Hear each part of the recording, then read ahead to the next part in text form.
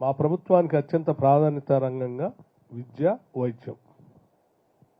మేము రాగానే ముందుగా వీటి మీద రివ్యూ చేసుకోవడం కూడా జరిగింది. అందుకే ఇంటిగ్రేటెడ్ రెసిడెన్షియల్ స్కూల్స్ స్టార్ట్ చేయాలనేది మేము తీసుకున్న డెసిషన్. గతంలో ఎప్పుడు పక్కా బిల్డింగ్స్ కోసం డబ్బులు కేటాయించి పెట్టలేదు.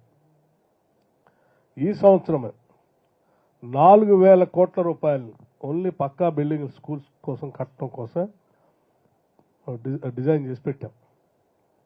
ఇంకా అవసరమైతే కూడా వెచ్చించడానికి సిద్ధంగా ఉన్నాం. ఇంటిగ్రేటెడ్ స్కూల్స్, తర్వాత తెలంగాణ పబ్లిక్ స్కూల్స్ కూడా పెట్టాలని కూడా మేము డిసైడ్ చేసుకున్నాం. విద్యను వ్యాపారంగా మార్చకూడదనేది కూడా చాలా స్పష్టంగా ఉన్నాం. హైదరాబాద్ నగరం కానీ జంట నగరాల్లో విపరీతంగా పెంచుతున్నటువంటి ఫీజుల పైన కూడా దృష్టి సారించాలనే ఆలోచనలో ఉన్నాం. రైట్ టు ఎడ్యుకేషన్ యాక్ట్ని సంపూర్ణంగా ఈ రాష్ట్రంలో అమలు చేయాలనే ఆలోచనలో కూడా ఉన్నాం. గత 10 ఏళ్ళు దాన్ని అమలు చేపిస్తాం. ఫీజుల నియంత్రణకు సంబంధించి కూడా మేము అధికారులకు చాలా స్పష్టంగా ఇప్పటికే ఒక సందేశం ఇచ్చాం. వారికి మొత్తం స్టడీ చేయండి, ఫీజుల నియంత్రణ జరగాల్సిందే. అఫోర్డబుల్ ఎడ్యుకేషన్ లేకపోతే పేద మధ్యతరగతి కుటుంబాలకు చాలా ఇబ్బంది అవుతుంది.